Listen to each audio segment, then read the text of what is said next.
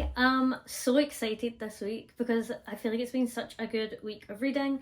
I read Divine Rivals and I'm so glad that I finally read that book. I'm not going to say much about it because I'll talk about it in my January reading wrap up, but I am also excited because I've finally started Throne of Glass. I've not read this series ever. Decided to start with The Assassin's Blade. As you can see, I've just started it. I am filming a vlog for reading this series, so please do tune into that. It's so exciting. I can't believe I've not read it yet, and I really hope that I join in the hype train and absolutely love it because my expectations are high.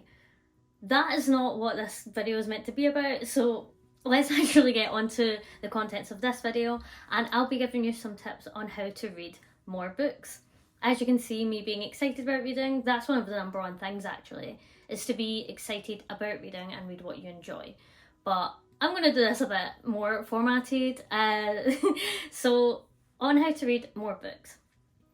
I have been reading since I was like, even shorter than I am now, and I'm currently quite short. I've been reading since I was maybe like, I don't know, like 9, 10, 8, 7, I don't know, since primary school. A very, very long time I've been going to the library to get books. And I've continued to read throughout my whole life. Don't get me wrong, it's gone up and down how much I've read, but it still has been consistent throughout the years. But out of all the years that I've been reading, I only started tracking my reading in the last 3 years. So in 2021, I made my Goodreads account and set a reading goal and tracked my reading for the first time ever. And in that year, I read 22 books.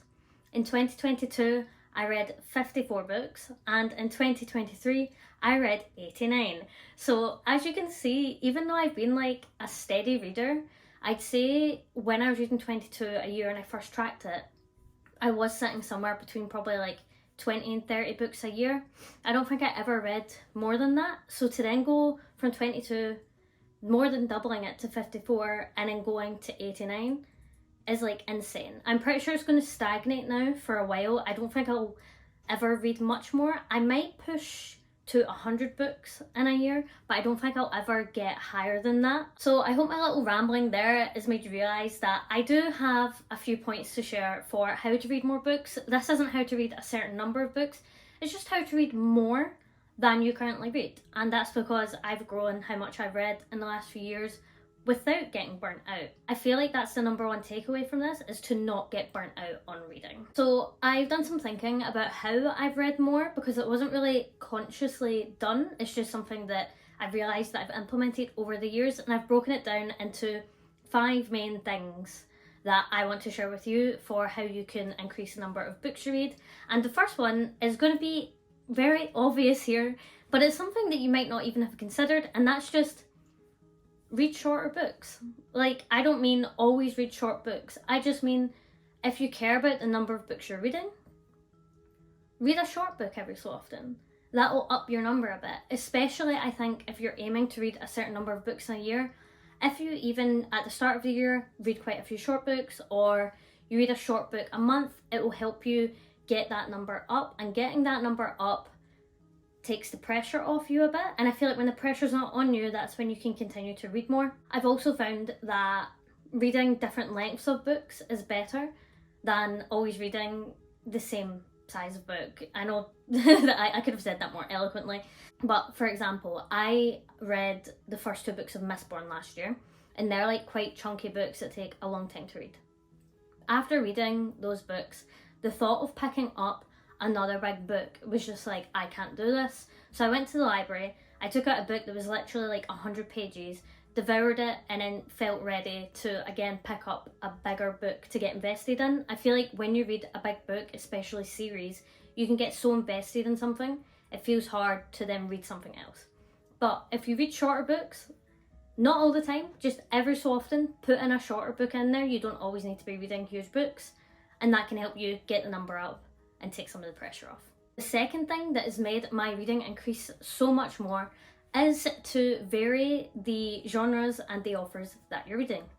I used to only read like non-fiction, fantasy, sci-fi and things like that. Kind of like, I don't want to say serious books, but kind of. I liked books that had like serious plot lines, and I still do. But reading only one genre can just get kind of boring. It's the same as watching films. If you were to only watch like Oscar-winning films that are like very serious dramas, you're gonna get a bit bored. Sometimes you need like a Lord of the Rings thrown in there, or Star Wars, or you need a rom-com or a stupid action movie like Mission Impossible or whatever. You need diversity within the entertainment that you consume. If you only listen to one band all the time, one song from one band all the time, you'd get bored. Don't get me wrong, I'm not saying don't read your favourite genre. I'm just saying that if you're a big fantasy lover, read fantasy, but read a few other genres too. Because reading something different and new is exciting. And it makes you turn the pages quicker, it stops you from getting burnt out. It also means that you're not going through the same plot all the time. I found that reading specific books, there's only so much you can do with it. There's only so much you can do before it becomes repetitive. Throwing in some new genres in there can help you get excited, and it can also help you maybe find new genres you love, new authors that you love, or can remind you what you love so much about the other books. Even if you don't like it, you can then go, that's not for me, and then you go back into like a fantasy book, for example, and then you devour that because you're excited about it. I also found that it's enhanced my reading experience so much, and I read so many more genres. Like, I never used to read romance at all, and now I love a cute little rom-com every so often to like, not a palate cleanser, but kind of. Like, after reading serious books, there's nothing better than reading something that just makes you like smile, laugh, especially when working, like when your brain isn't fully functioning. You don't want to sit there and properly think about a book. You're there for the vibes, and a lot of romance books are just giving vibes. The third point I have is for if you're specifically maybe in like a reading slump or feeling a bit burnt out on reading, and that is to either reread a book that you know you love and you'll get immersed in, or one you've been meaning to reread for a while, or relating to point one, pick up a short, easy read. So to get out of a reading slump, my first thing would be, reread a book that you love. Like, I was kind of feeling now I'm reading, and then I reread Harry Potter because I hadn't done it in years, and I loved it. It was so great. A lot of people, I think, like to reread like ACOTAR and stuff. This year I'm actually planning on rereading The Hunger Games, which I'm really excited about.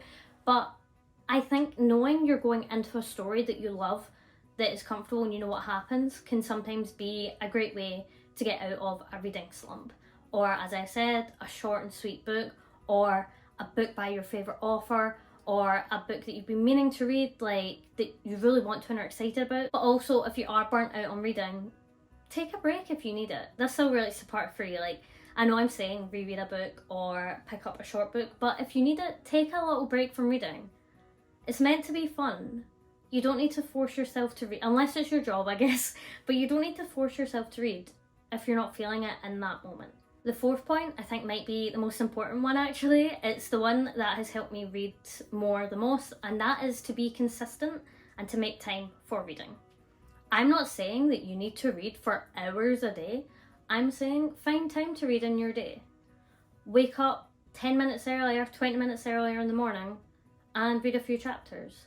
Or turn off your electronics earlier at night and go to bed and read a few chapters. Take your book with you to read on your lunch break. Take a book out with you when you're on public transport. Find time to read in your day. Be consistent with it and work it around your schedule. You don't need to find hours to sit down and read to be able to read a lot and consistently. I think day to day I read maybe like an hour a day, and that's because I typically try and get up in the morning. I work from home, so I get up in the morning and then I read maybe for like 20 minutes, half an hour, and then sometimes I'll read on my lunch break, sometimes I'll read at night. Don't get me wrong, at the weekend I might read for an hour or two and stuff, but just in your day to day, find time to read and be consistent. You don't need to read for a really long time, just read a chapter. Another thing is maybe try and swap out something for reading if you feel like you're kind of neglecting reading and you want to read more. Like, I don't really watch TV. I play video games though, so like I don't really watch TV except maybe have a YouTube channel and in the background while eating or whatever, because I prefer to play games or to read my book. So I've swapped out my time I used to watch TV for those two things. I'm not saying you can't watch TV, you need to read. I'm saying maybe if you feel like you're watching a lot of TV or you're playing a lot of games or even you're doing whatever else a lot, then take some of the time out of that and put it into reading if you're wanting to read more. It's crazy how much you'll read if you just make 10-20 minutes a day free for reading consistently. The final one is something that I kind of do and kind of don't.